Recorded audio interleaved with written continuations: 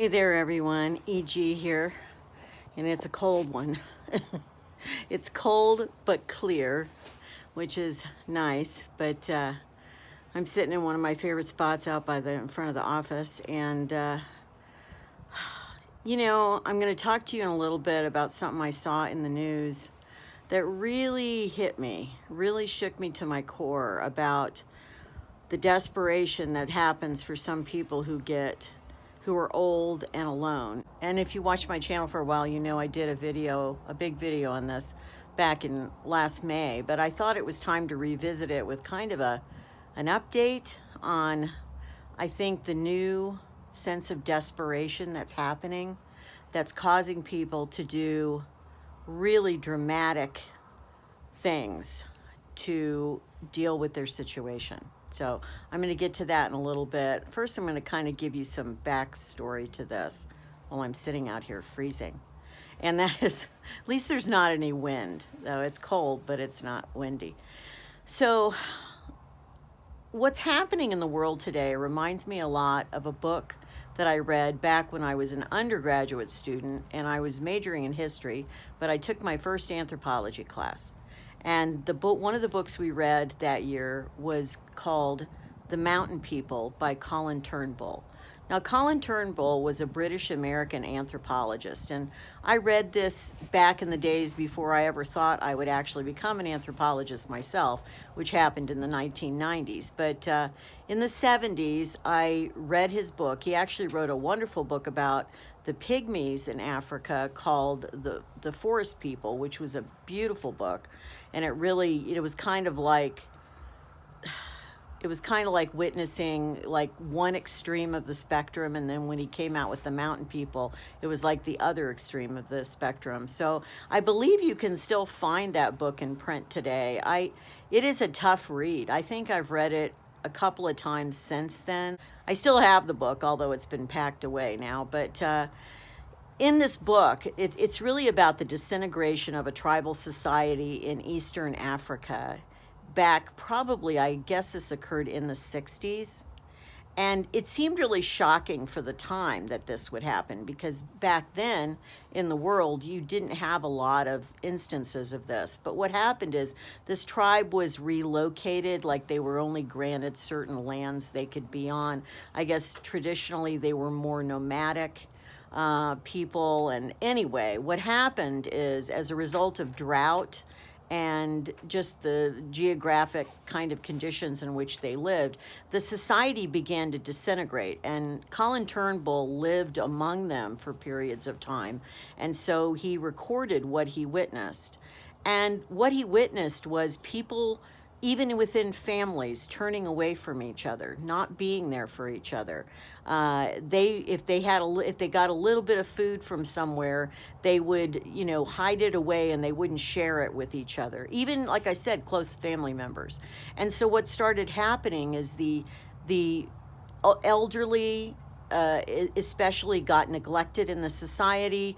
They weren't fed. They weren't given shelter in the little huts that they could build, and so what happened is people were dying from just neglect, from not having love and care from their families. Okay, so that's kind of the encapsulated version.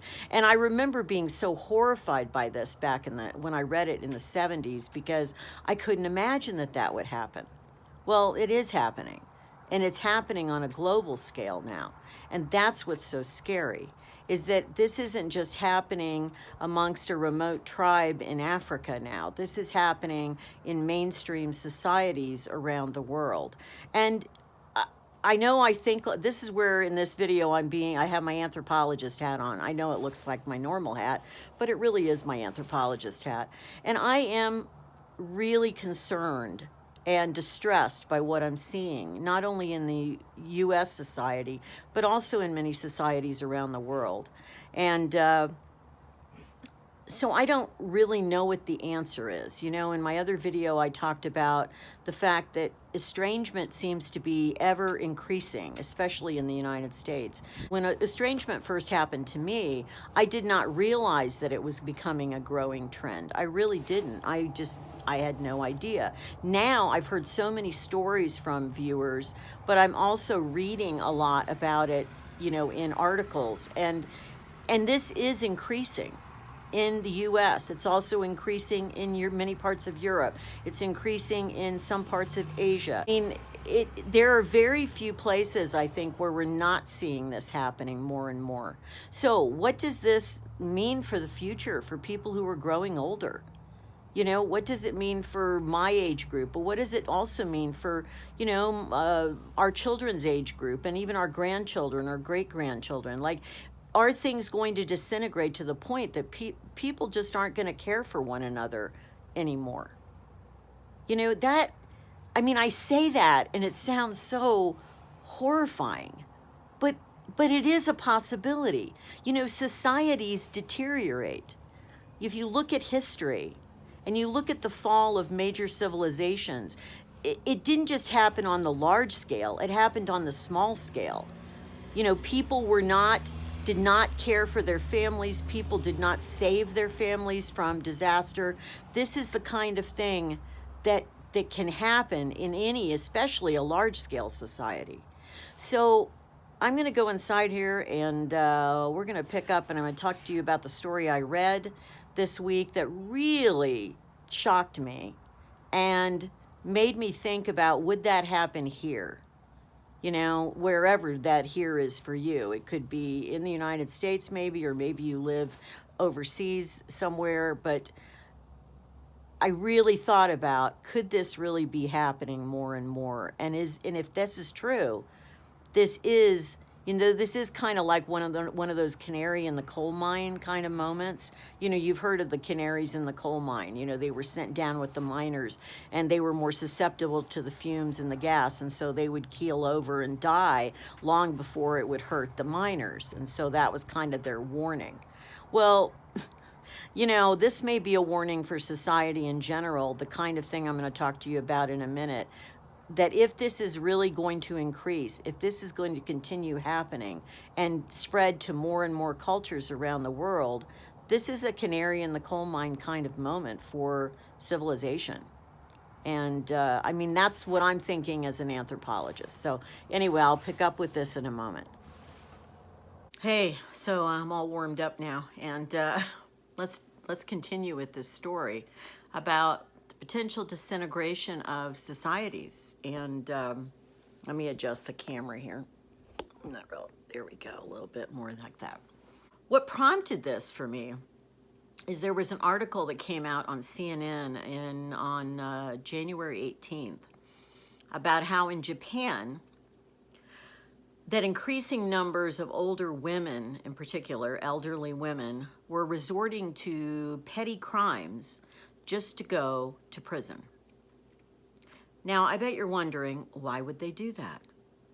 Well, there's already been a disintegration to some degree in Japanese society. You know, back when I was a anthropology student, I remember studying Japanese society because I've always been really interested in the culture. And traditionally, elders were always cared for in the society. That it was not, you were just not left out in the cold, literally, like the, you know, in the book, The Mountain People. That you had, you know, your children or grandchildren would make sure that you had a roof over your head and that you at least had food and that sort of thing. Well, that's breaking down. Increasing numbers of elderly people, and even in Japanese society, young people are turning against their parents or grandparents and not doing what in the past they had considered their duty or obligation towards their parents. And so that's breaking down in Japan. And if it's breaking down in Japan, it can break down anywhere. So in this story, like I said, it was a story on CNN. It was talking about how in prisons now, 80% of the older women in prisons. This was specifically focusing on women. I don't really know if there's a huge difference with men in the population, but 80% of the older women in prisons are there because of petty crimes like shoplifting and things like that. They obviously have pretty strict penalties for crime, so I don't think you'd go to prison for shoplifting here unless you made a habit of it. But anyway, the point is that what they're seeing is prisons, especially like they have women's prisons over there, are turning more into nursing homes now, because so many older women out of desperation are resorting to crimes just bad enough to put them in prison. Japanese do not have like a healthcare system like many countries in Europe have and stuff like that. So anyway, they don't, in prison, they get their healthcare paid for, they get food, they get a roof over their head, and they actually get the companionship of other women in prison, which apparently is probably a lot more pleasant than in American prisons, I would guess, because they seem to like it. So maybe it's because the Japanese are inherently a very polite people, and so maybe the prison atmosphere is not that bad. I just couldn't get this story out of my head, because I kept thinking, if that's happening in Japan, then what does that hold for the rest of the world right now?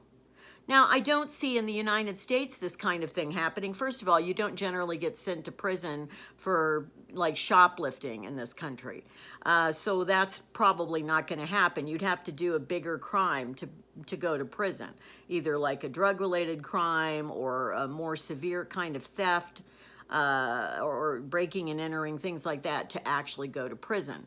So I think I don't think there's going to be a run on this in the United States. That's not why I'm talking about this in the video. I'm talking about it because it shows the desperation of being old and alone. And it's going to look a little different depending on the culture you're in. You know, the poverty rate, which I was astounded at this. In the article, it talked about the poverty rate for people over 65 is 20%. Just over 20% in Japan. Now, I thought, well, that's not that different probably than the US. And then I looked up the US poverty rate for people over 65. It's only about 10.2%. And this is as of, both of these figures are from like 2022. So according to that, the US poverty level among seniors is lower, like about half of what it is in Japan. And that shocked me. First of all, I'm not really sure that the U.S. poverty rate is really that low amongst people 65 and older. I think if you adjust for medical costs and things like that, I think it is probably higher. But the point is, the poverty rates are going to increase as time goes on, and especially as you know, we're going through turmoil in the world right now, just in general, not just in one country. It's happening in a lot of countries. And the point is, with this turmoil, there is going to be increasing disintegration of societal norms, which includes the way people treat their families and the way we're already seeing it in the US. Like I said, I've talked about it in several other videos. The fact that so many younger people are turning against their elders, are shutting them out, are disowning them, or, you know, estranged from them, whatever you want to call it. It is increasing. There is no question of that. It's been increasing over the last 2 decades. So if that's, like I said, a warning sign, like a canary in the coal mine moment about what's happening in society, the fact that in a country like Japan, that people are being forced, especially older women with no family that's there for them, are being forced to commit crimes just to go to prison, to be cared for, that is a strong signal of some sort of societal dysfunction. And it's scary, and it should be scary, because that's not the way it should work. You know, if we're complacent about this in our own cultures, whatever culture you live in, if we're complacent about this kind of thing, it's just going to get worse. Governments have to take it seriously. Social advocacy groups have to take this kind of thing seriously. This is a real warning sign that something is really not working in the society, in the culture. And Anyway, I wanted to share that with you today. It really shocked me. You know, that is one of the themes of this channel, is talking about being old and alone, or being estranged. And this is one of those realities. I hope we don't see that in a lot of other countries. I mean, maybe if the prison system was worse in Japan, maybe we wouldn't see it as much there, but I don't know, you know, I really don't know what this means. I mean, the prisons in Europe, for instance, are generally really nice. I mean, compared to US prisons. So I would think, I don't know, are we going to see it in European countries next? Are we going to see it in, you know, I think some of the places in the world that still have a lot of care for their elders include a lot of South American cultures, and a lot of that is because of the strong familial nature of those societies historically. And so you'll see that there. You'll see it in some Asian countries, surprisingly not Japan, but you will see it in some Asian countries as well, where the family bonds are very strong. But I think should be a warning to all of us that, you know, maybe my generation, we won't see the worst of it because we'll be gone by the time that happens. But, you know, our children and grandchildren, the ones that are turning their back on elders, what do they think is going to happen to them when they get old? What do they think is going to happen? It's just going to miraculously turn around and their children and grandchildren are suddenly going to be there for them?